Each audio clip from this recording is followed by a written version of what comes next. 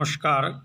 हम लोग आज पढ़ रहे हैं क्लास 10वीं का जो साइंस सब्जेक्ट है उसमें जो केमिस्ट्री सब्जेक्ट का पहला chapter chemical reaction and equation में दहन पढ़ रहे हैं कि दहन वह पदार्थ है जो ऑक्सीजन की उपस्थिति में जलकर ऊष्मा और प्रकाश का उत्पत्ति करता है।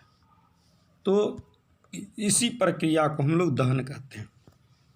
जैसे कार्बन है, ऑक्सीजन के साथ संयोग करके कार्बन डाइऑक्साइड ऊष्मा और प्रकाश उत्पन्न करता है। दहन के 3 शर्तें हैं। सबसे पहला, दहनशील पदार्थ की उपस्थिति, दहन के पोषक पदार्थ की उपस्थिति और ज्वलन ताप की प्राप्ति। ये 3 बात इस बात को साबित करता है कि जलने के लिए दहनशील पदार्थ अर्थात जलावन चाहिए, दहन के पोषक पदार्थ अर्थात वायु चाहिए, ज्वलन ताप अर्थात आग चाहिए। यानी जलावन, वायु और आगे तीनों पदार्थ रहते हैं तब कोई जलता है। अगर तीनों में से किसी एक चीज़ की अनुपस्थिति हो जाए तो पदार्थ नहीं जलता है। एग्जाम्पल के तौर पर जब किसी व्यक्ति को शरीर में आग धर लेता है तो उसे कंबल लपेट जाता है। ऐसा क्यों किया जाता है? वायु से संपर्क तोड़ने के लिए। जैसे वायु से संपर्क तोड़ देंगे तो आग बुझ जाएगा। या एक मोमबत्ती को हम जला करके गलास से ढक देते हैं तो कुछ देर के बाद देखते हैं मोमबत्ती क्या होता है, बुझ जाता है, क्योंकि वायु से संपर्क टूट जाता है। ये तमाम बातें दहन की जो 3 शर्तें उसको व्याख्या करने का कार्य करता है।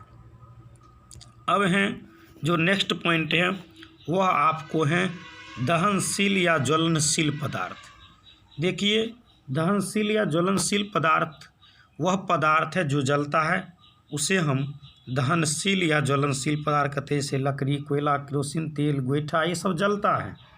लेकिन जो जलता नहीं है उसको अदहनशील या अज्वलनशील पदार्थ कहेंगे। जैसे बालू, पत्थर, खपरा, ईटा नहीं जलता है। अब जो नेक्स्ट पॉइंट आपको है वह है ज्वलन ताप के बारे में, जो बहुत ही बोर्ड मॉडल क्वेश्चन कहिए आप।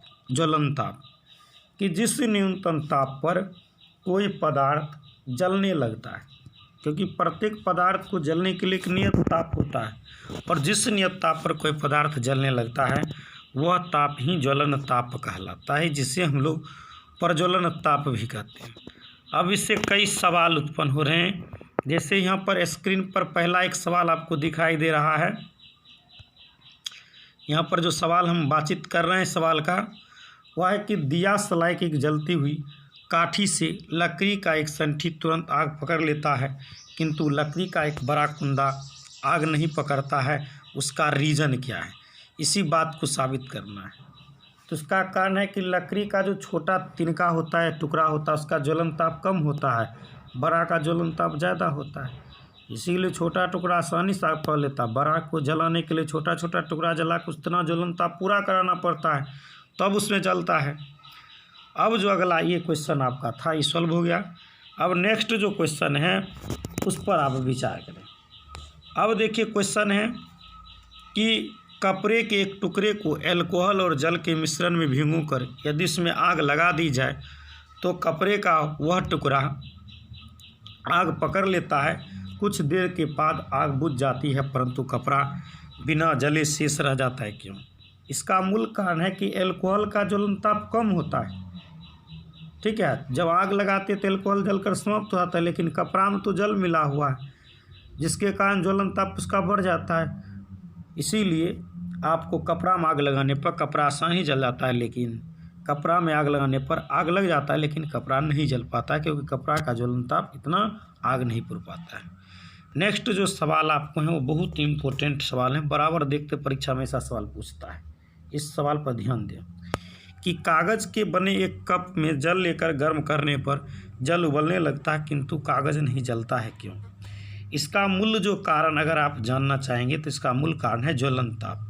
जैसे हम कागज़ के बर्तन में जब हम लोग क्या करते हैं, पानी लेकर गर्म करते हैं, तो जितना ज्वलन ताप कागज़ का होता है उससे पहले सब ऊष्मा को ग्रहण कौन कर लेता है?